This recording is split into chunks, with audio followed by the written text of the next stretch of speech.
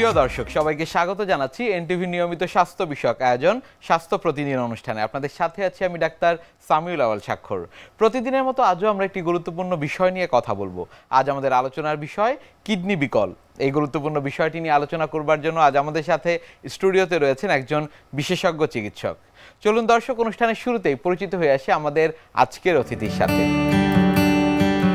Doctor M A Samad 1958 সালের June মাসে টাঙ্গাইল জেলায় জন্মগ্রহণ করেন। 1982 সালে ময়মনসিংহ মেডিকেল কলেজ থেকে MBBS ডিগ্রি অর্জন করেন। এরপর তিনি চিকিৎসা বিজ্ঞানে উচ্চতর MD FCPS ডিগ্রি লাভ করেন। বর্তমানে তিনি আনোয়ার খান মডার্ন মেডিকেল কলেজ হাসপাতালে কিডনি বিভাগের বিভাগীয় প্রধান হিসেবে কর্মরত। আপনাকে স্বাগত জানাচ্ছি আমাদের আজকের এই আয়োজনে। ধন্যবাদ আপনাকে। আজ আমরা খুব গুরুত্বপূর্ণ একটি বিষয় নিয়ে আলোচনা করব, সেটি হচ্ছে কিডনি বিকল। একেবারে কিডনি বিকল শব্দটি শুনলেই সবাই ধরে নেয় যে কিডনি আর কাজ করছে না। একেবারে অনুষ্ঠানের শুরুতে আপনার কাছে যে বিষয়টি জানবার রয়েছে সেটি হচ্ছে কিডনি বিকল বলতে আসলে কি বোঝায়? আসলে কিডনি বিকল বা কিডনি ফেলিওর যখন বলি তখন এটাই বোঝায় যে কিডনির যে নর্মাল কার্যক্ষমতা আছে সেটা লুপ পেতে পেতে পেতে পেতে যদি একেবারে 5 ভাগ বা তার নিচে চলে আসে সেটাকে আমরা বিকল শব্দটা ব্যবহার করি। এর আগে কিন্তু আমরা আগেই যখনই কিডনি আক্রান্ত হতো আমরা বলতাম ক্রনিক কিডনি ফেলিওর। নিশ্চয়ই। এখন কিন্তু শব্দটা বদলে গেছে, এখন ক্রনিক কিডনি ডিজিজ বা অ্যাকুইট কিডনি ডিজিজ।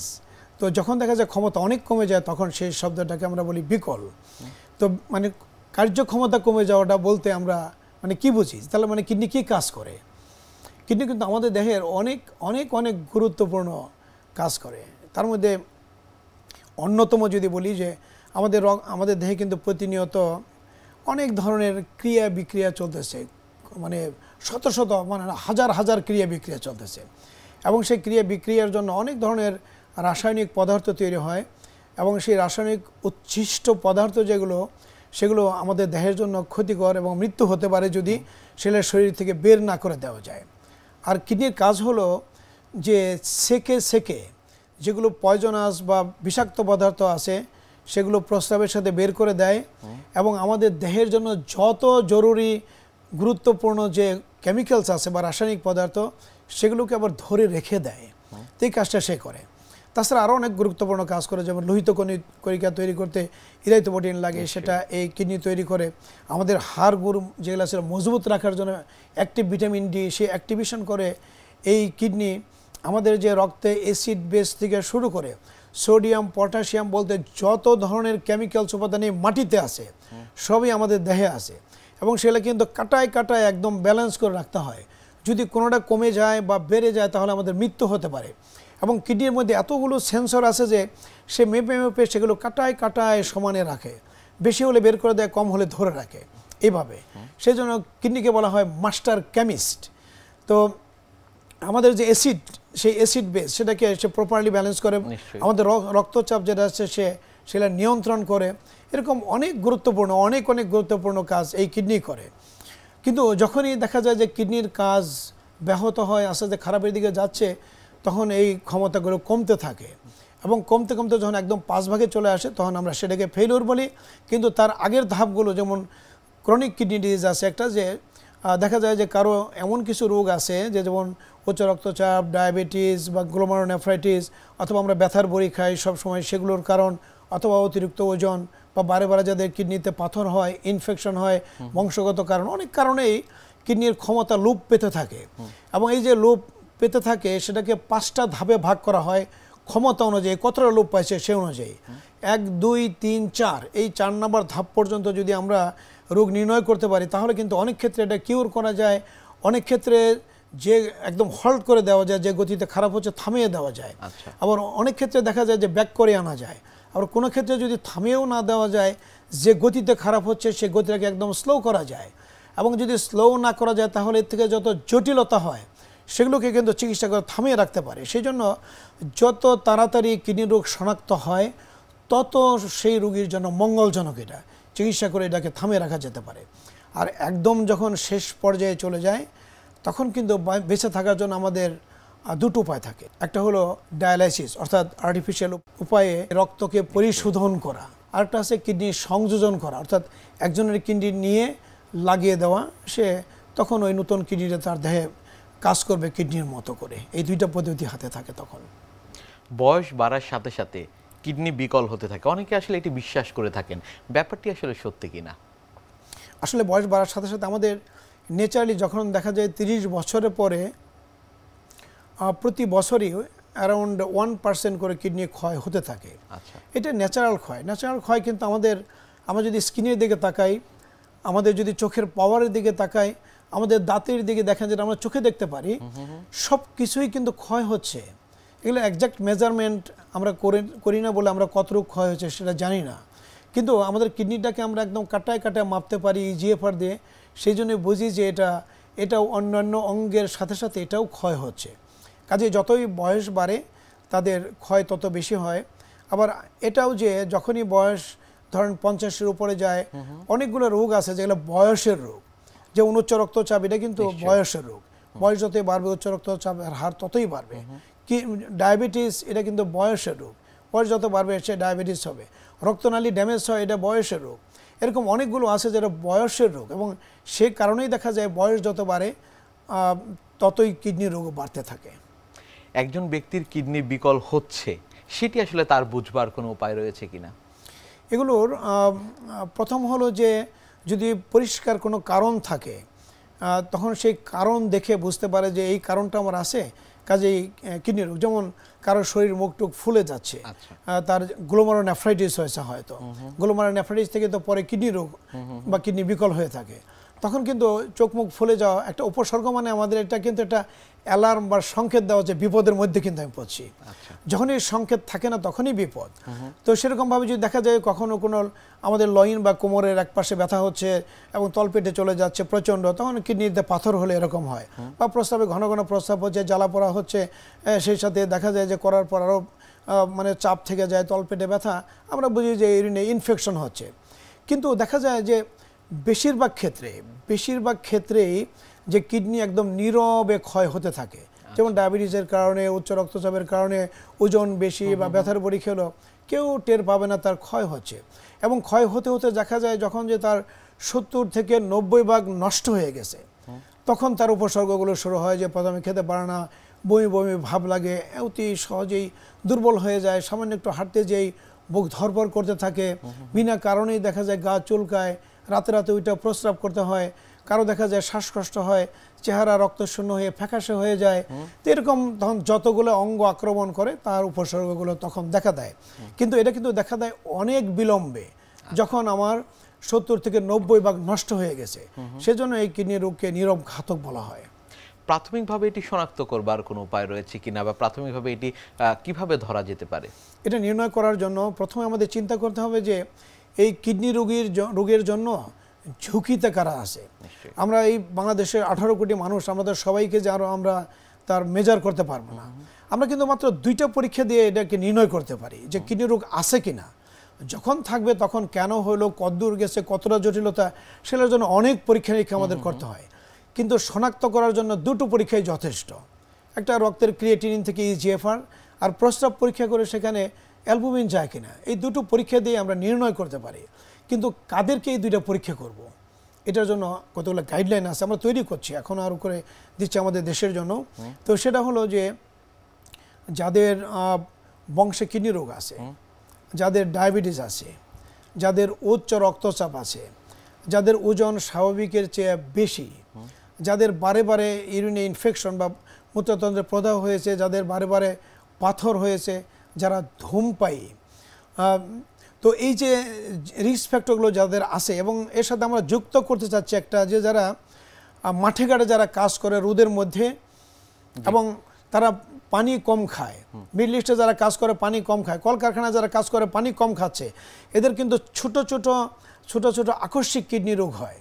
এবং যাদের এই একবার আকস্মিক কিডনি রোগ হয় তাদের দীর্ঘস্থায়ী কিডনি রোগ বা কিডনি বিকল হওয়ার সম্ভাবনা সাধারণ মানুষের চেয়ে 30 গুণ বেশি। সেই জন্য যারা মাঠে ঘাটে যারা কাজ করে রোদের মধ্যে পানি কম খায়, তাদেরকেও আমরা বলি যে এদেরকেও বছরে অন্তপক্ষে 2 বার এই 2টো পরীক্ষা, ইউরিন টেস্ট করে অ্যালবুমিন যায় কিনা এবং রক্তের ক্রিয়েটিনিন থেকে ইজিএফআর, এই 2টা মেজার করা উচিত এটা। এবং এটা ইউনিয়ন লেভেলে যেন অথবা থানা লেভেলে যেন এটা থাকে, আমরা সেইটা পলিসি মেকারদের আমরা জানাতে চেষ্টা করছি এটা। কিডনি বিকল এর সাধারণ চিকিৎসা পদ্ধতি কি রয়েছে? কিডনি বিকল যদি প্রথম দিকে যদি আমরা কিডনি রোগ বলি সিকেডি, তাহলে তো আমরা কনজারভেটিভে যাই, অর্থাৎ কিডনির যে কার্যকারিতা যে পর্যায়ে আছে সেটাকে ধরে রাখার জন্য যা যা করা দরকার সেগুলো খাবার দাবার, হেলদি লাইফস্টাইল, সেগুলো থেকে শুরু করে যদি তার যে রিস্ক ফ্যাক্টর আছে প্রেশার, ডায়াবেটিস, এগুলো একদম ওয়েল কন্ট্রোল করা, প্লাস হলো খাবারের মধ্যে আমিষ জাতীয় খাবার কম খাওয়া, যার ইউরিক অ্যাসিড বেশি আছে, ফসফরাস বেশি আছে বা পটাশিয়াম বেশি আছে সেই খাবারগুলো কম করে খেতে বা অ্যাভয়েড করে খেতে অথবা পটাশিয়াম ফ্রি করে খেতে, এই নিয়মগুলো দিয়ে থাকি। তো যখন একদম ফেল হয়ে যায় অর্থাৎ শেষ পর্যায়ে 5 ভাগের মধ্যে চলে আসে, তখন কিন্তু তার চিকিৎসার জন্য দুটো, একটা হলো ডায়ালাইসিস, এবং ডায়ালাইসিস আবার 2 ধরনের আছে। একটা মেশিন দিয়ে মাধ্যমে রক্ত পরিশোধন করা হয়, সেটাকে বলা হয় হিমোডায়ালাইসিস। আর একটা পেটে আমরা একটা নরম একটা নল লাগিয়ে দিই, সেটা দিয়ে 8 ঘন্টা পর পর 2 লিটার করে পানি পরিবর্তন করা হয়, চেঞ্জ করা হয়। এটাকে বলা হয় সিএপিডি, যেটা মানুষ বাড়িতে বসে বসে নিজের ঘরে বসে করতে পারে। এই দুটোই আমাদের দেশে আছে। আর কিডনি প্রতিস্থাপন বা অন্যের কিডনি নিয়ে লাগিয়ে দেওয়া। তবে নতুন কিডনি চিকিৎসার আর্টিফিশিয়াল কিডনি তৈরি সেগুলো চেষ্টা করা হচ্ছে। আর ডায়ালাইসিসের যে পদ্ধতিগুলো আছে সেগুলোকে আধুনিকীকরণ করার জন্য প্রযুক্তির অনেক পরিবর্তন আসতেছে এবং আসবে। তো এই যে ডায়ালাইসিস যে মেশিন যেগুলো, এই ডায়ালাইসিস করার সময় কিন্তু এগুলোর অনেকগুলো জটিলতা আছে, যেখানে এখান থেকে ইনফেকশন হতে পারে। সেই জন্য এদের, কারণ কিডনি রোগী যারা আছে এদের প্রতিরোধ ক্ষমতা অনেক কম থাকে, সেজন্য এদের ইমিউনাইজ করা বা ভ্যাকসিন দিয়ে নিতে হয়। তারপরেও এদের ইনফেকশন হওয়ার সম্ভাবনা সাধারণ মানুষের চেয়ে বহুগুণ বেশি। এদের হার্ট অ্যাটাক হওয়ার সম্ভাবনা সাধারণ মানুষের চেয়ে প্রায় 100 গুণ বেশি, ব্রেন স্ট্রোক এবং হার্ট ডিজিজ হওয়ার সম্ভাবনা। তো এগুলো যাতে কম হয় সেজনের জন্য এই পদ্ধতিগুলোকে অনেক রিফাইন করা হচ্ছে।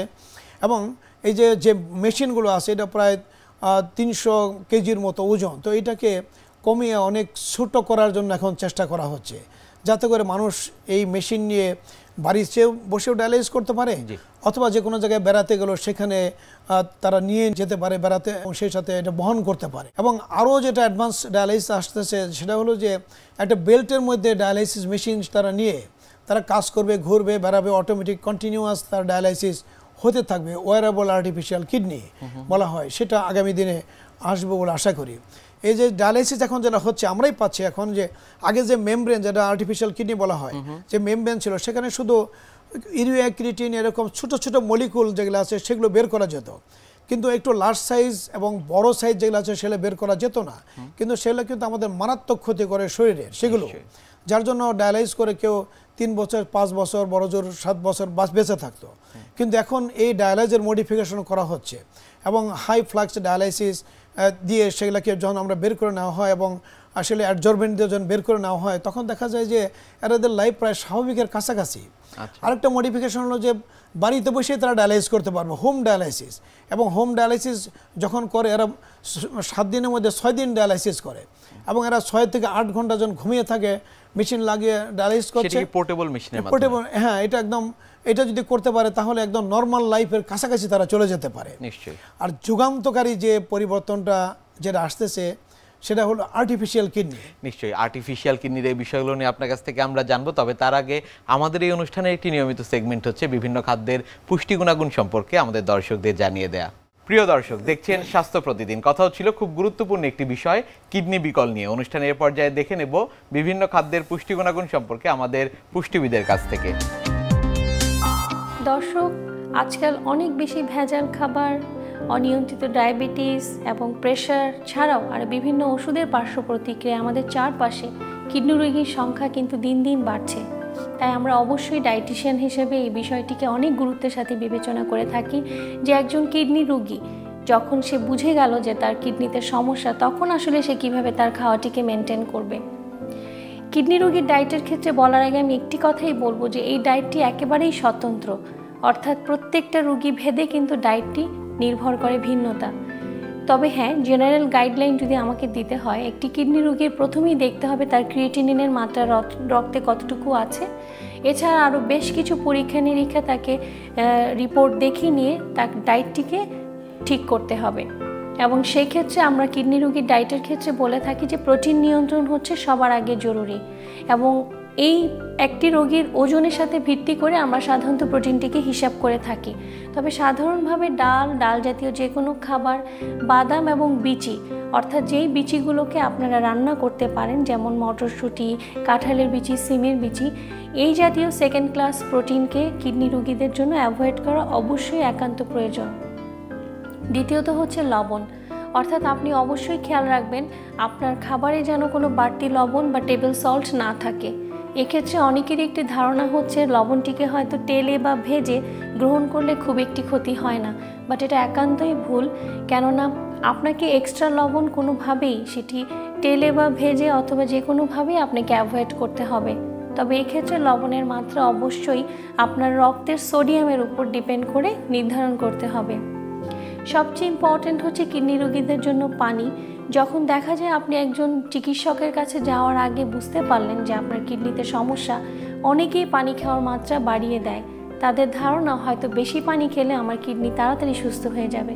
এটা সম্পূর্ণ ভুল, কেননা অসুস্থ কিডনিকে আপনি যত বেশি পানি খাবেন তত তার ফাংশন বেশি করতে হবে এবং সে আরও বেশি দুর্বল হয়ে পড়বে। তাই কিডনি রোগীদের উদ্দেশ্যে বলছি, সাধারণত এটি অবশ্য আমরা রিপোর্ট দেখে বিচার করে থাকি, বাট অ্যাট এ গ্লেন্স যদি জানতে চান যে অ্যাটলিস্ট 1.5 থেকে 2 লিটারের উপর কোনোভাবেই পানি বা অন্য কোনো তরল খাওয়া যাবে না। এক্ষেত্রে তরলটিকে আপনাকে অবশ্যই 1.5 থেকে 2 লিটারের মধ্যে রাখতে হবে, এবং যাদের কিডনি সমস্যা অনেক বেশি তাদের 1 লিটারের মধ্যে এটা থেকে সীমাবদ্ধ থাকতে হবে। এক্ষেত্রে বেশ কিছু রিপোর্টের উপর বেস করে আমরা সবজি ও ফলের ব্যাপারেও রেস্ট্রিকশন দিয়ে থাকি। সাধারণত আপেল, পেঁপে এবং নাশপাতি কিডনি রোগীদের জন্য অনেক সেফ ফ্রুটস, তবে এটিও খেতে হবে পরিমাণের মধ্যে। আর বেশ কিছু সবজি যেমন শসা, টমেটো, গাজর ছাড়াও ঢ্যাঁড়স ও ফুলকপি, এই জাতীয় সবজিগুলো যেগুলো আমাদের রক্তে ইউরিক অ্যাসিডের মাত্রা বাড়াতে পারে, সেগুলো আপনাকে অ্যাভয়েড করতে হবে। দর্শক, কিডনি রোগ হলে কোনোভাবেই ভয় পাবেন না। শুধুমাত্র সঠিকভাবে ব্যালেন্সড ওয়েতে খাবার মেনটেন করলে কিডনি রোগ নিয়ে অনেক দিন সুস্থ থাকা সম্ভব। আর্টিফিশিয়াল কিডনি বা কৃত্রিম কিডনি সেটি আসলে কি এবং এর সুফলগুলো আসলে কি কি রয়েছে সামনের দিনগুলোতে? আর্টিফিশিয়াল কিডনিটার একটা মূল উদ্দেশ্য হলো যে একটা ছোট্ট একটা কিডনির মতো তৈরি করে একটা স্ট্রাকচার। তো যে স্ট্রাকচার সেকে যে সমস্ত পয়জনগুলো আছে সব বের করে দিবে এবং দরকারি জিনিসগুলোকে ধরে রাখবে। এবং এটা দুইটা পার্ট থাকবে, একটা মেকানিক্যাল পার্ট যে শুধু সেকে দিবে এবং ন্যানো টেকনোলজির মাধ্যমে সেকে সমস্ত অপ্রয়োজনীয় জিনিসগুলো বের করে দিবে। আর আরেকটা অংশ থাকবে বায়োরিঅ্যাক্টর যেটা আছে, সেটা কাজ হলো যে এখানে কিডনির যে কোষগুলো আছে সেগুলোকে সেখানে দিয়ে সেখানে কালচার করে সেগুলো দেওয়া থাকবে, এবং সেগুলো আমাদের যে সমস্ত হরমোন তৈরি করা, যে সমস্ত সেন্সর থাকা দরকার যেগুলোকে আমাদের প্রয়োজনীয় জিনিসকে ধরে রাখার জন্য, সেই পার্টটুকু থাকবে। এই দুইটা পার্ট মিলে একটা আর্টিফিশিয়াল কিডনি হবে, যেটা ছোট্ট থাকবে। সেটা পেটের ভিতরে আমরা একটা ছোট্ট অপারেশনের মাধ্যমে ফিট করে দেওয়া হবে। 24 সালে কিন্তু এটাকে একটা মানে মিরাকেল একটা ডিভাইস হিসাবে FDA এর স্বীকৃতি দিয়েছে। তো এটা রিসার্চ চলতেছে এবং এটা রিসার্চে আমরা আশাবাদী যে আগামী 10 বছরের মধ্যে এটা হয়তো মার্কেটে এটা অ্যাভেলেবল হতে পারে, এবং তখন এটা মানুষ সহজে এটা ইউজ করতে পারবে। এবং সেই জন্য মানুষ স্বপ্ন দেখতে পারে যে আগামী দিনে আমরা এমন একটা ডিভাইস পেয়ে যাব। এবং এর মধ্যে যে সমস্ত হিমোডায়ালিসিসের যে আধুনিকরণ যেগুলো হচ্ছে, এই সুবিধাগুলো কিন্তু আশা করি শীঘ্রই চলে আসবে। এখানে কিন্তু বাংলাদেশের একজন রিসার্চার আছে, বায়োমেডিক ইঞ্জিনিয়ার আছে, শুভ রায়, উনি সে ক্যালিফোর্নিয়ায় কাজ করতেছে এই আর্টিফিশিয়াল কিডনির একটা প্রজেক্ট নিয়ে। এবং লস অ্যাঞ্জেলসে আরেকজন আছে ফিসেল, সেও কিন্তু কাজ করছে এটা নিয়ে, দুইটা পার্ট নিয়ে। অনেক ধন্যবাদ স্যার আপনাকে আমাদের আজকের এই অনুষ্ঠানে আসবার জন্য। ধন্যবাদ আপনাকে, ধন্যবাদ দর্শক মণ্ডলীকেও। প্রিয় দর্শক, এতক্ষণ দেখছিলেন স্বাস্থ্য প্রতিদিন। কথা হচ্ছিল খুব গুরুত্বপূর্ণ একটি বিষয়, কিডনি বিকল নিয়ে। আশা করি আমাদের এই গুরুত্বপূর্ণ তথ্যগুলো আপনাদের অনেক বেশি উপকারে আসবে। অনুষ্ঠানের পর্যায়ে দেখে নেব কি থাকছে আগামী পর্বে স্বাস্থ্য প্রতিদিন অনুষ্ঠানে। হার্ট ডিজিজে আসলে প্রথম ফিচার যেটা হয় এটাকে আমরা বলি এনজাইনা, মানে এটা এমন একটা এটা এক ধরনের বুকের ব্যথা যেটা বলা যায়, বা সহজ ভাষায় যেটা বলা যায় বুকে ব্যথাটা সাধারণত মানে হয়, এটা টিপিক্যাল একটা এরিয়া আছে, যেমন মাঝখানে, বুকের মাঝখানটায়, কিন্তু সবাই বলে বায় হয়েছে আমার ব্যথা, আসলে কিন্তু না, এটা বুকের মাঝখানটা হয়। এবং এটা হাতে ছড়িয়ে যেতে পারে, গলায় ছড়িয়ে যেতে পারে, হ্যাঁ, পিঠে যেতে পারে, এবং চাপ দিয়ে আসে, নট দ্যাট পেইন, ডিসকমফোর্টও থাকতে পারে। বিশ্বের যে কোনো প্রান্ত থেকে যে কোনো সময় আপনাদের পছন্দের অনুষ্ঠান স্বাস্থ্য প্রতিদিন দেখতে ভিজিট করুন আমাদের পূর্ণাঙ্গ ওয়েব পোর্টাল www.ntvbd.com এ। এছাড়া এনটিভি সব জনপ্রিয় অনুষ্ঠান ও খবরের আপডেট পেতে ভিজিট করুন আমাদের ইউটিউব চ্যানেল ও ভেরিফাইড ফেসবুক পেজে। আজ এখানেই শেষ করছি, আগামীতে আবারও দেখা হবে। সে পর্যন্ত আপনারা সবাই ভালো থাকুন, সুস্থ থাকুন, এনটিভির সাথেই থাকুন। আল্লাহ হাফেজ।